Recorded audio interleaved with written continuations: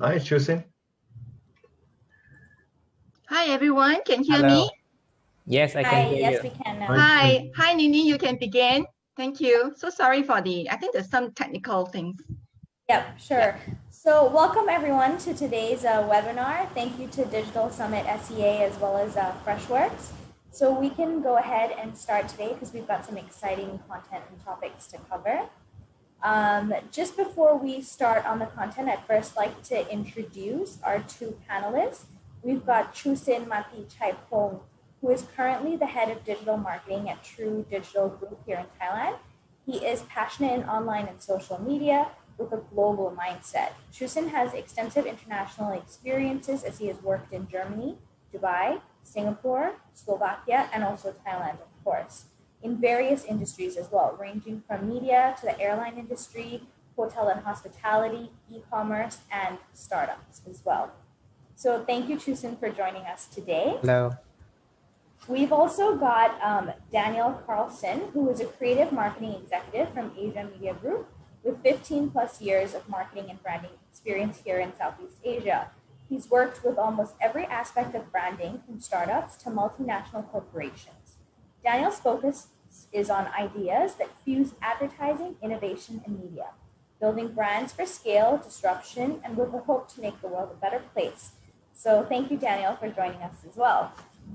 And myself, my name is Satchi Suchava Sivasiampai, also known as Nini.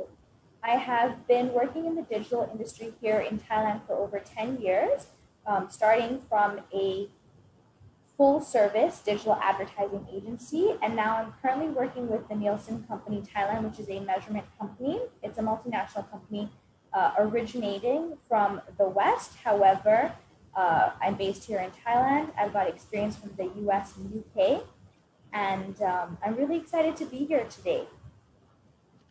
So we can go ahead and start. How are we? Okay, so the topic of today is how do we take a social media approach to grow our businesses? You know, we all know that with the rise of digitalization and awareness of data protection laws, which we're seeing increase across different countries in different various facets, and the hassle of getting personal phone numbers in the work from home era. So we've all noticed this, that gone are the days when salespeople can just make a few cold calls, land a few prospective demos and meetings. I mean, that does sometimes still happen, but with the drop of popularity of cold calls, we're now left to look for alternate ways for prospecting mechanisms. Even the customer success and retention teams of most businesses have been facing the unfavorable end of digitalization. The fact that customer complaints are no longer limited to just a phone call or an email, but instead splashed all over different social media platforms. So here we enter social selling, which is just not about reaching out to new buyers or prospects on social media, but also about valuing your customers and gaining their loyalty and winning them over. And this has to happen day after day, year after year, month after month, week after week. So I think we can just get started right here. The first question that I'd like to ask, and maybe we can start with Chusin and then we can move on to Daniel, is what is social media to your company? And how does it allow you to increase your company's awareness about the brand to build a loyal customer base? All right, sure. So let me introduce about like my company, that what I'm responsible for. So basically, I'm responsible for digital marketing at True Digital Group. So my products are True ID. So True ID is one of the top entertainment app in Thailand, which has across channels we have around 25 million active users. So basically, social media, right? In our company means everything. So social media can drive us a lot of traffic, a lot of installs, a lot of our revenues. So according to our research, there are around like 35% of the whole followers. Like let's say we have 1 million followers in all our social media, right? Around 35% are actual active customers. Yeah, meaning like they purchase our products, they use our products, and they engage to our brand as a whole. So basically, social media, it's very important for us. So we have tested all kind of social media, which I think I'm gonna like. There's some more questions about social media in each channel in different questions where I wanna release like the role of our social media in our true digital groups. So basically, in Thailand right now, I think you guys know we are very famous on Clubhouse. So Clubhouse app is so famous among Thais. So a lot of brands using this. So as we also using this, and I think one of the brands, I think I can mention like for example, Barbecue Plaza. They leverage this Clubhouse as the branding to actually engage people to actually how to say review the products or answer the questions to get a free trial, a free eating at the shop and so on. So yeah, I think that's a new social media is going on like yeah every quarter, let's say Clubhouse. And now like Clubhouse are very famous. Some people are using the QR code in their profile pictures. For example, you can actually sell you can sell things in Clubhouse. So that's how social media is so important for us. Yeah. Okay, great, thank you. And what about you, Daniel? What about for your? Yes, hi. Well, I work with the clients, so social media is obviously a big part of that. You know, since Thailand has now over 55 million active users, and 47% of these use it for work. So these figures are from Hootsuite, by the way, from January 2021. So I mean, the most obvious benefits are, well, we know what it is: customer support to generate leads and sales, you know, depending on the business. The different platforms that we work on mostly is obviously is Facebook, and now we're working on a YouTube and trying to work it into whatever the company's needs are. So it's from that approach. That's really great. Right. I mean, I think that's really interesting. So, you know, coming from Nielsen, I do have a question as well.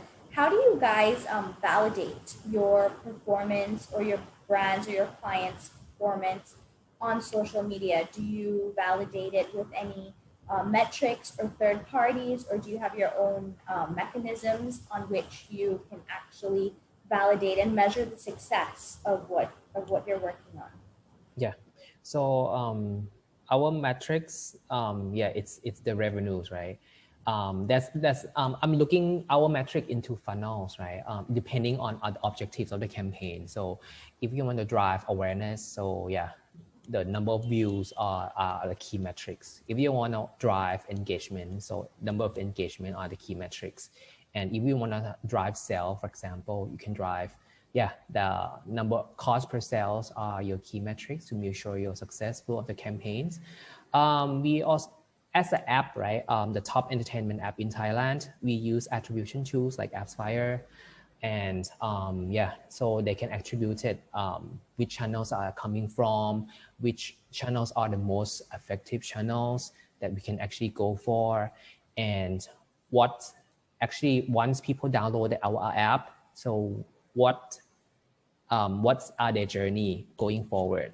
Do they claim the privilege at 7-Eleven, or do they watch Tomb Raider at our app and so on? So we know exactly what our customers doing, and then we can do remarketing with them again.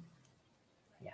And Daniel, what about for your brand? So I know you mentioned that you work on Facebook platform as well, right? The reason I ask is actually we have measurement tools. Nielsen does, like digital ad ratings and digital content ratings, where we actually measure how many people are seeing particular ads or reading particular posts and content on these platforms. And then a lot of our clients actually use metrics that are translatable across online and offline to measure the success of that. Do you guys have something similar? Sounds very interesting.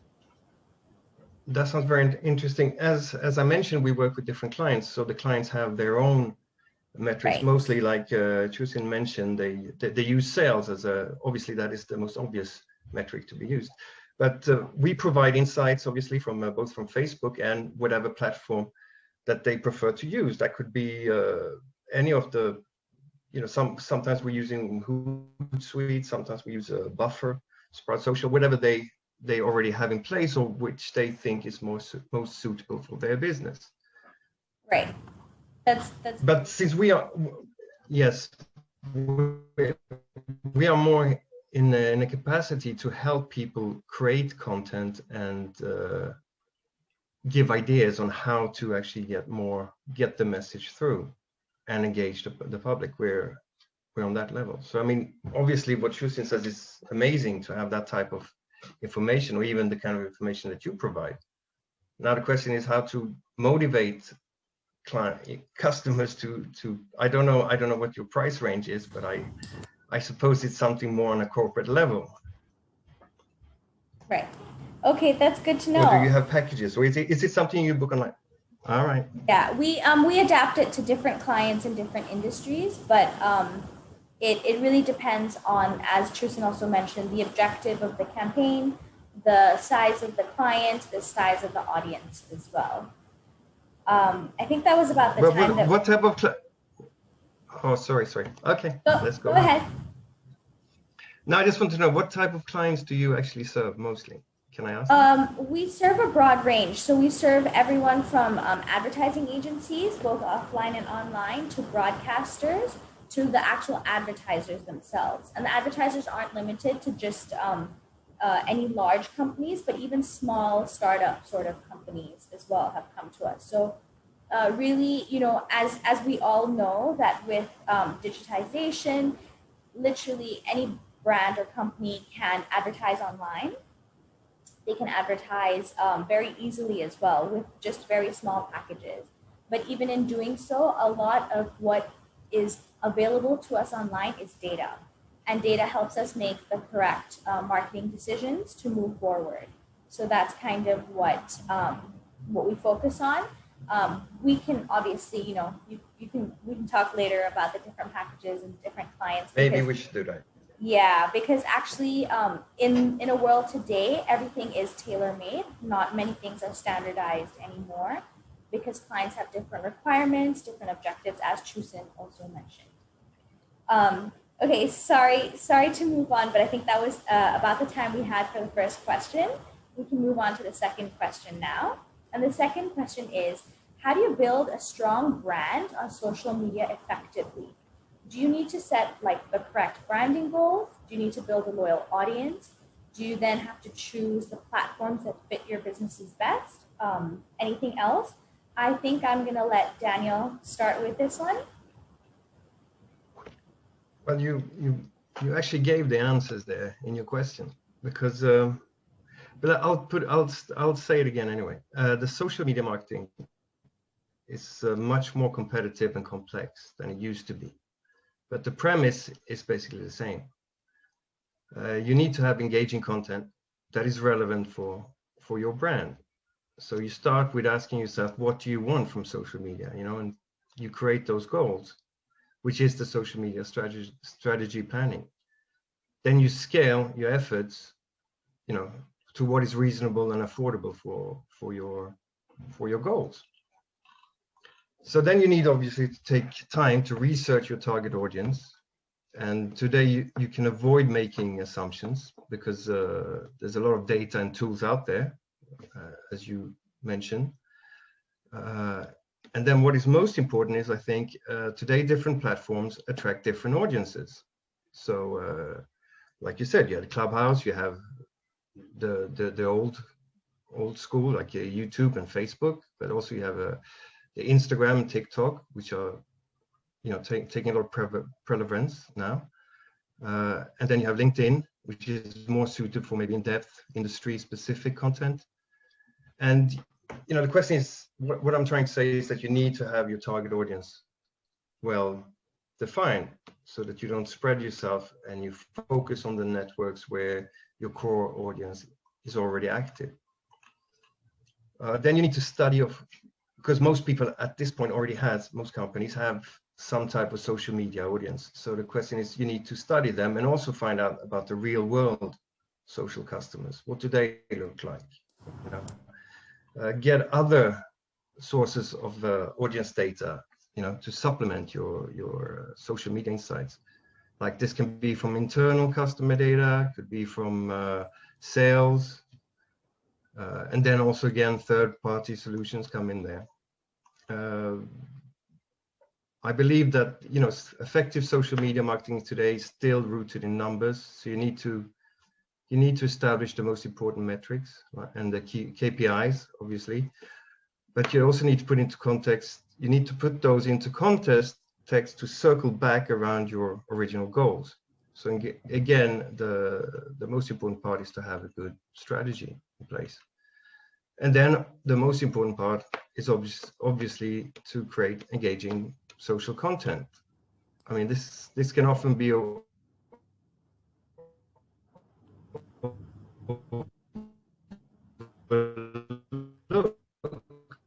all I think we're having some tech out there, connectivity. but that is, your social media marketing in your content. So you need to assess what's working, what isn't working. Hello, can you hear me? Am I? Yeah, now I Hello? can. Just now I think Am I you back? cut off. I'm sorry. Where did I cut off? Do you know? You cut off right after you said that you were talking about content is key and focus on target audience, but it always circles back to your goals and strategy. And then after that, we kind of lost you. All right, sorry. Okay. Well, a brand is how you make your customer feel. So it's built successfully on taking consistent approach across every interaction your customer have with your brand. So the basic, I would say, is to stick to content themes and to what you know best. You have to own your content, make it recognizable as your own, which True obviously does. And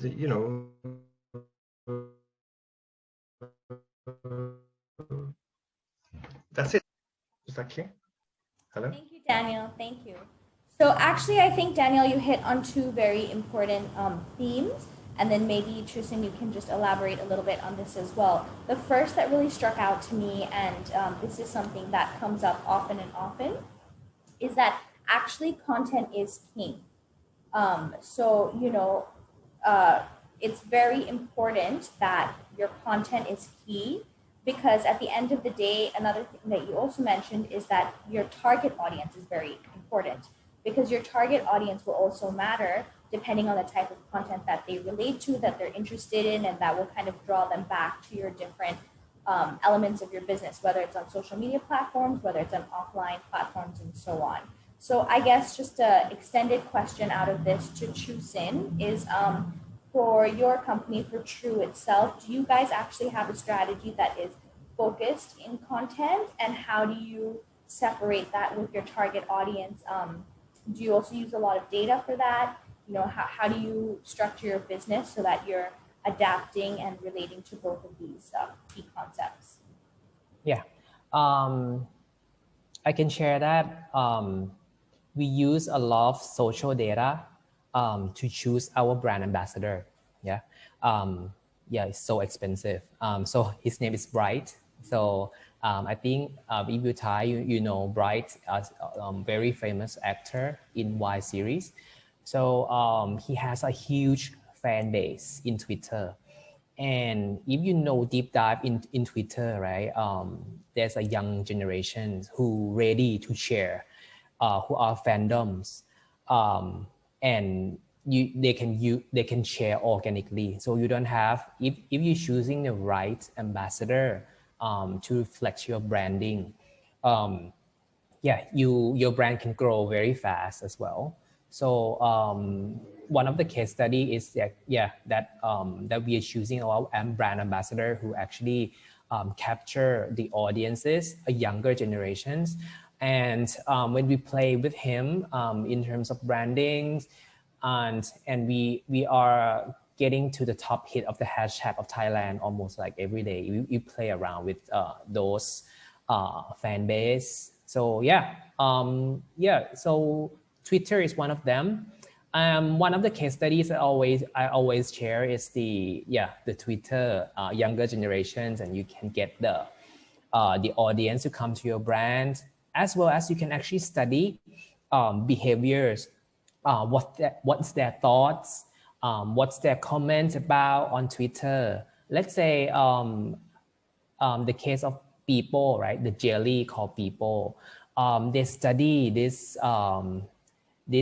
social data. They find out that okay, people are one day people are talking about the purple jelly, save the purple jelly, and suddenly people capture those trends that okay, the purple flavor is so famous among the teens, and then they just launch the trailer color. Like they choose instead, like in the past they sell all the mixed colors, mixed flavors, right?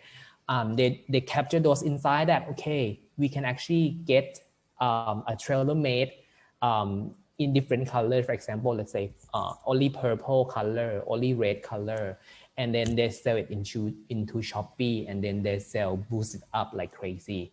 So that's how they capture the insights on the social media, and they make it variable in terms of revenues and boost their sales like crazy.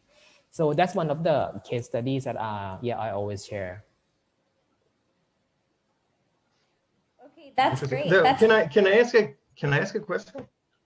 Sure. I think that what Chusin responded to. If we have time, I don't know about time. Of course we have time. I was just going to add a little thing and say that actually what Chusin mentioned just now is a great follow-up into our third question, which is the success of your social media depends heavily on content strategy. So what he said that they study the hashtag to understand users' behavior and thoughts, as using that as one platform, and then they kind of develop and tailor content, as in the Pico example, to develop more of the purple flavor, save the purple flavor. So it's kind of taking user-generated wants and needs off of the social media platform to create content, to develop a strategy around connecting the brand with the customers on a platform. So I think that was a good segue. Daniel, you wanted to ask another question? Please go ahead. Well, I don't want to interrupt the flow we have now. So no, that's please great. Carry on. We can take that. We can take.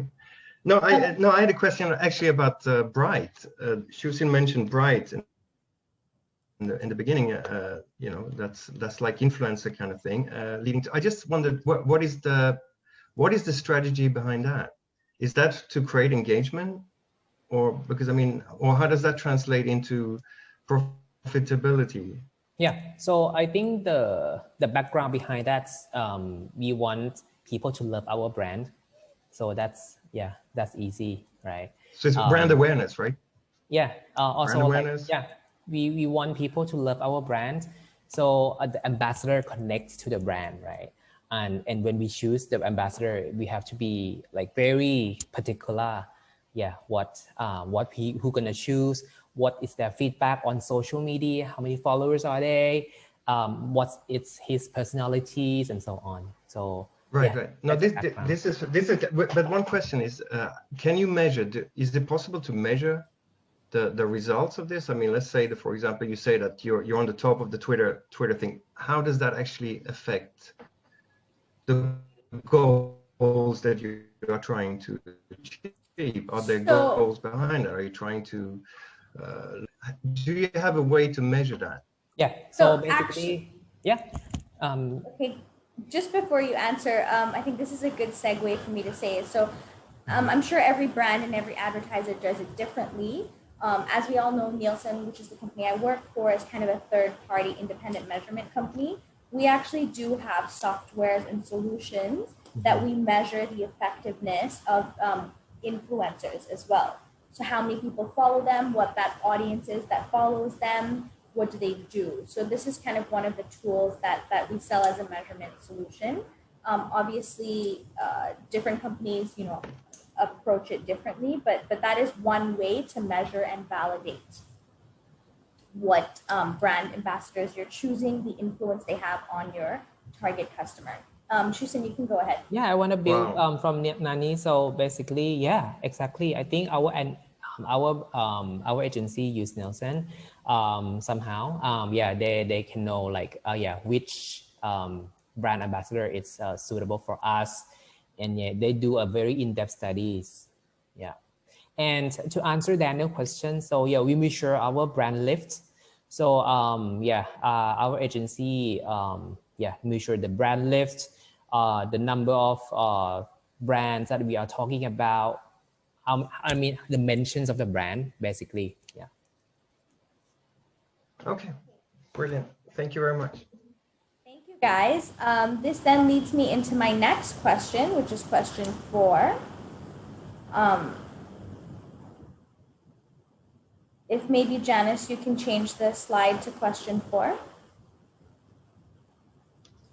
So to remain competitive, every brand needs to keep up on the latest tech and trends, obviously, as we all know.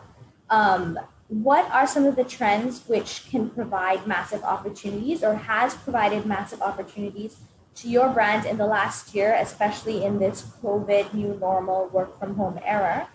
And also, what were the challenges that you had to face? I think if I can just start on this one of the most interesting trends that we've seen of late, and that would have been in the last month or so, that Chusin actually brought up, was the rise and birth of Clubhouse. You know, about a month and a half ago, 2 months ago, Clubhouse first emerged, I would say, in the Thailand space. And now it's really kind of blown up across the digital space. And as he mentioned, a lot of brands are getting on there and getting their people to speak about the brand, to speak about different topics, kind of be the expert in that brand as well. So that's kind of something that I've noticed as well.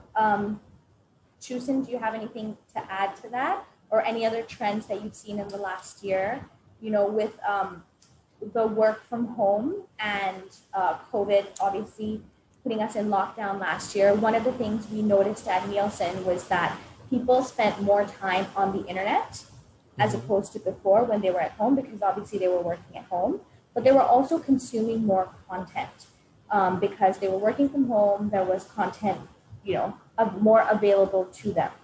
So as a true platform, true ID, where you do have your TV, online TV platform, or your OTT platform, did you see any other trends or challenges with that as well? Yeah, I think first trends, I think we saw a very significantly growth during COVID. People using more internet usage, people consume more content, as you said.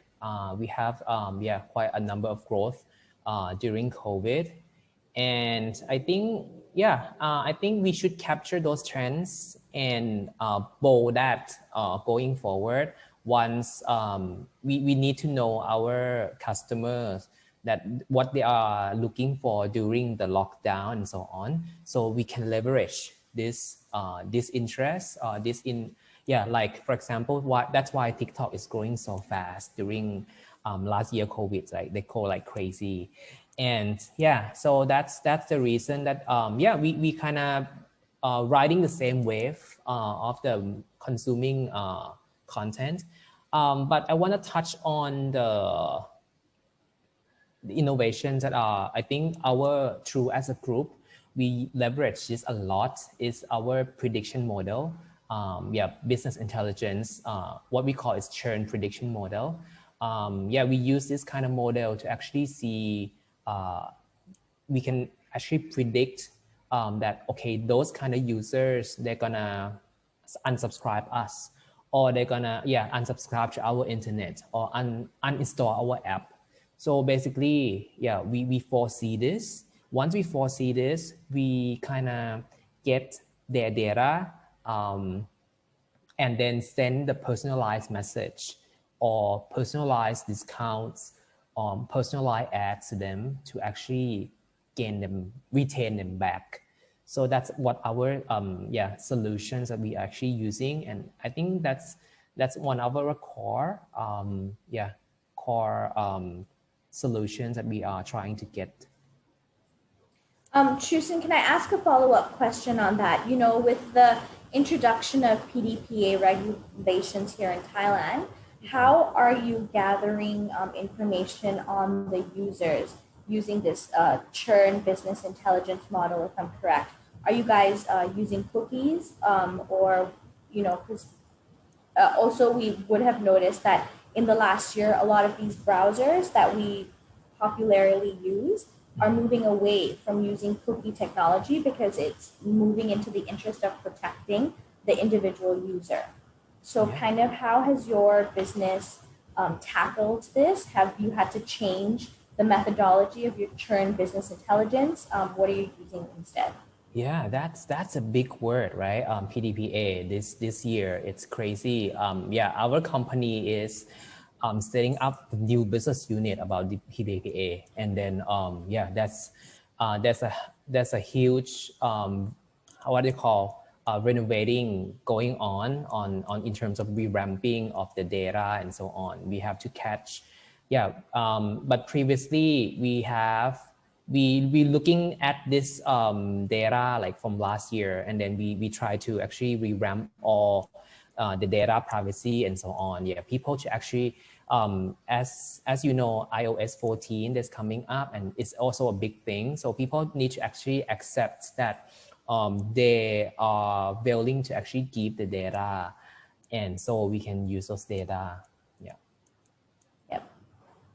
Daniel, do you have anything to add here? What are some of the trends that your business has seen, or in the last year, most recently, how has your business adapted to kind of the new normal of working from home and COVID? I mean, I know you've had to personally adapt because you've not been in the market yourself.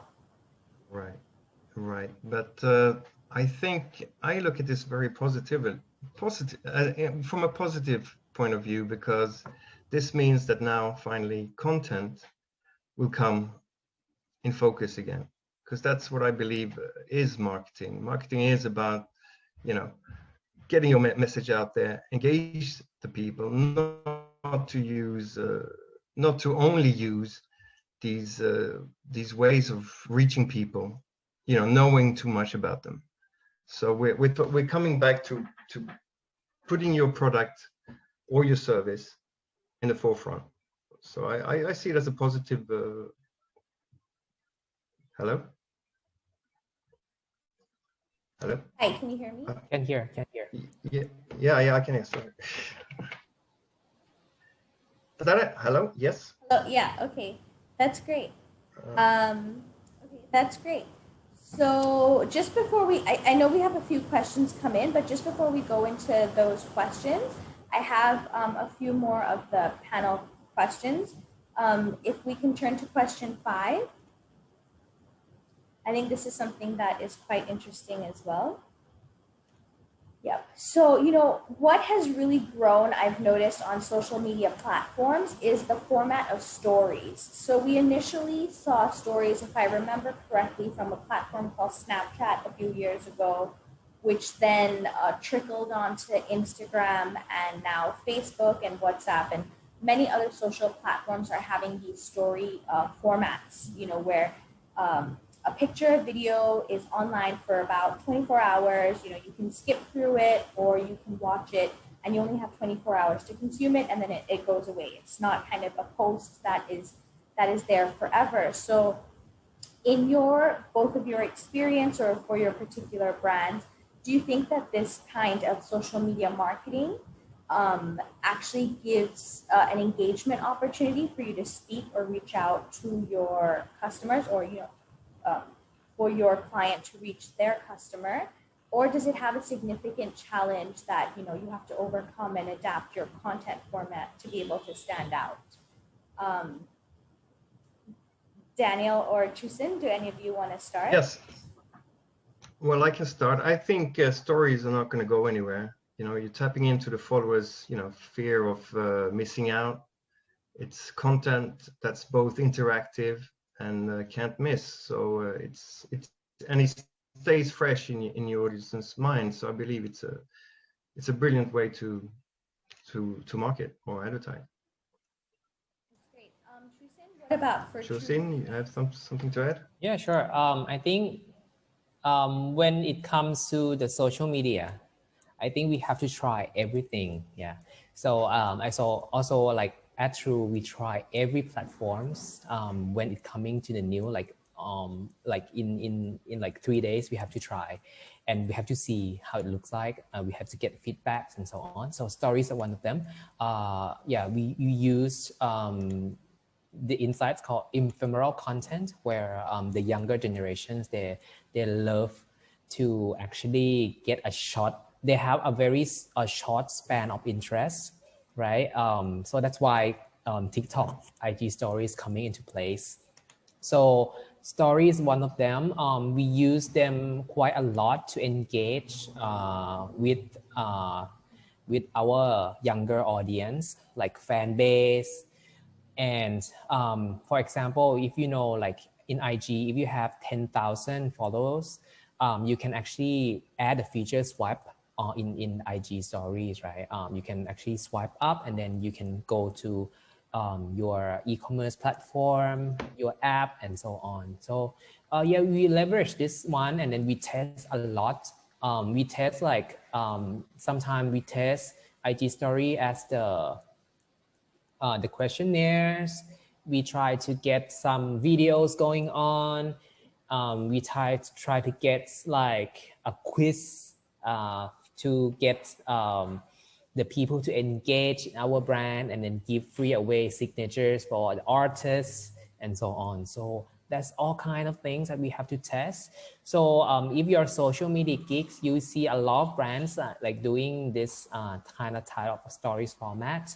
So yeah, we also try TikTok apart from the stories thing. Yeah, and then that's I think the main idea is like, yeah, as a social media marketer, we have to try everything. We have to test everything, and then we see how it works in our audiences.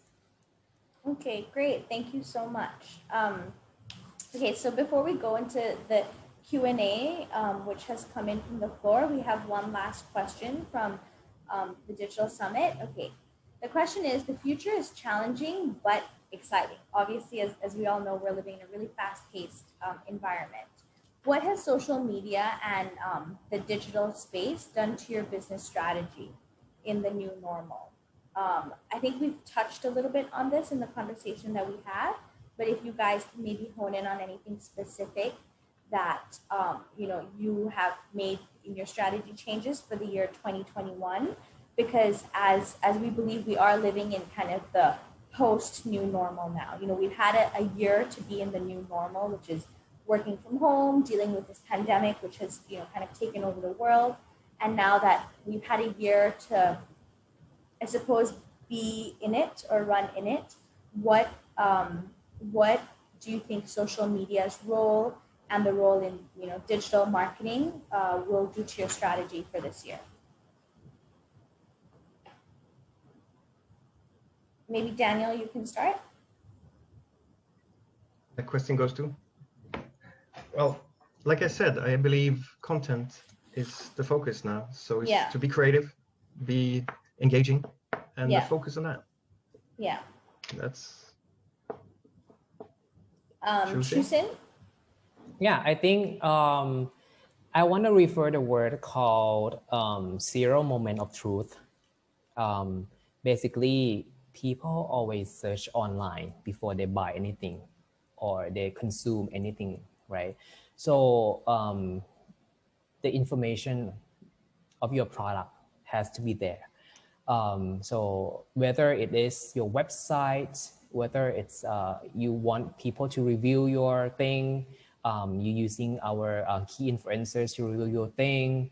So basically, so people are very, very smart right now. They can research online, they can dig deep in your product, they can see that you are authentic or not. So basically, I think this is very important. You have to know your customers, be very, very customer centric, so that you can actually adapt with them. So basically, yeah, just I mean like you have to follow your customers very closely, see what you think of the brand, what they think of your brand, and how can you react and create the campaign out of it, and so on. So that's my key word, customer centric. Yeah. That's really great, and that's really good to know. You know, and then just if I can summarize, you know, some of the key things that came out of this, just before we go into the Q&A, and I think some of you might have got the poll questions pop up. So we have 2 poll questions. If you can just take some time to answer it, they're multiple choice, then the results can come in as well. So, you know, for today's session, one of the main things that have come up is that content is king and your target audience is very important. And social media platforms and social media marketing to scale your business is a great touch point to reach out to your audience. But what's very important is the data and the touch points behind it.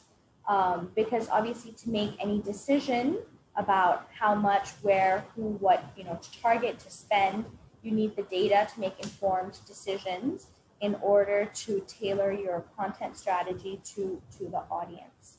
I think that pretty much, you know, very well summarizes kind of the conversation that we've had today around social media. One of the key points that I think I can take away from Chusin is that in addition to, you know, content is king and audience is important from Daniel, is also that social media marketing platform for True is a way to try everything, you know, to be fast paced and move on to the new trends as well. So now I can start to take the questions from the floor. We have a question here directed to Chusin from Raksawan, and he or she is asking, could you explain more on the churn predictive model? Can we apply this with a grocery membership, and how do you see it as important? Yeah, I think if your business is about grocery shopping, right? If you have the data team, they can help you out. Even if you work with Google, they have this kind of churn prediction model where they can suggest you.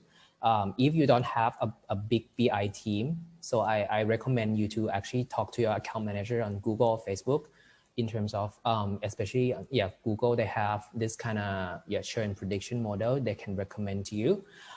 If you have a big BI team where you can leverage them, I suggest you talk to your BI team and see, they can actually see the data and they give you the data. And once you see the data, you have to see those in, you have to turn your data into insights.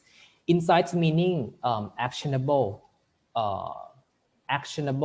insights, which you can actually, as a marketer, you can use those data to turn to your customer and then make the value out of your customers. So basically, as a telecommunications company, churn is one of the core of our business.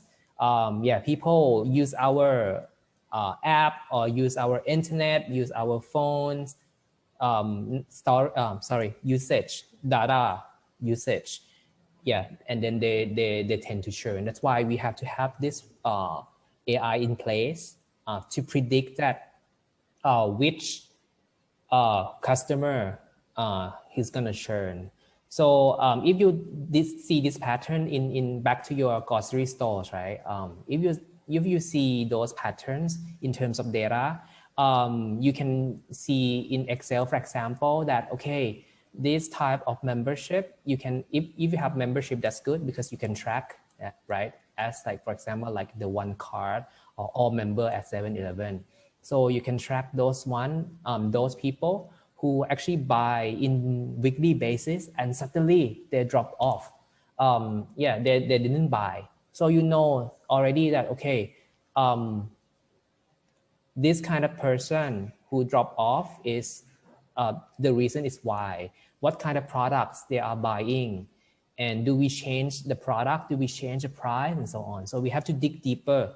Yeah, that's why they actually get churned out.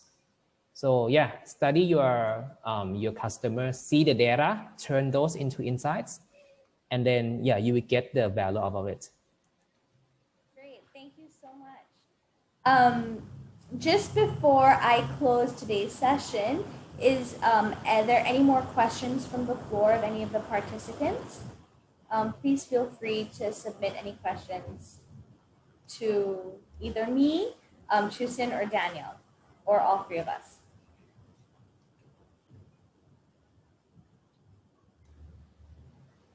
Maybe questions, Yunini? Yep, sure. Yeah, so like I wanna ask about the trends in Nelson. Like what do you think is the most amazing trends that's going on this year for you? Yeah, and Nelson. That's a very open-ended question. Yeah. You know, I don't know what specifically you're referring to, but as I mentioned earlier, you know, some of the key things that we are, so Nielsen is a measurement company, right? We measure data from all facets. We measure, the team that I particularly work on is focused on the media industry. So everything from advertising, TV, radio, and so on. One of the things that we're seeing is that this year, 2021, is kind of now post new normal, or if you would like to call it, now this is something I'm completely making up, the new normal. As I mentioned, 2020 was a shocker for all of us around the world. We adapted, I think, very well and very fast. Thanks to digital tools that we had, we were able to work from home. We were able to survive from home, and so on and so forth. We saw that content really became king last year. People spent more time online. They also became more choosy about the type of content that they were watching because so much was available to them that they focused on things that really related to them, and they chose to spend their time wisely on that. 2021 is an interesting year because I think everyone is now coming back hopeful with obviously the vaccinations and business kind of moving towards becoming how it had started in 2020 again. Everyone is hopeful that things are going back to normal. So we're going back into focusing on our audience. And that brings us back, and particularly Nielsen, back to a lot of data, as you also mentioned. Essentially, everything comes down to data. Data helps you make informed decisions, whether it's tools to measure decisions that you've already made. So any advertising you're doing on social media platform, any content you've already released, so data to measure who the audience that's seeing it, is it the right audience? Are they enjoying it? What is their feedback? Then measuring brand lift. So whatever efforts you have in order to use social media to increase your brand awareness or brand affinity, is it actually lifting the brand perception with customers, and then using that data to make better decisions so that really you make better decisions to save money and advertising, bot, dollars, whatever currency for your company. Because at the end of the day, we want to be efficient, you know, we want to be smart work as well. We also this year are focusing a lot on pre-planning. So using data from past campaigns, past modeling in order to make informed decisions before you actually build a strategy.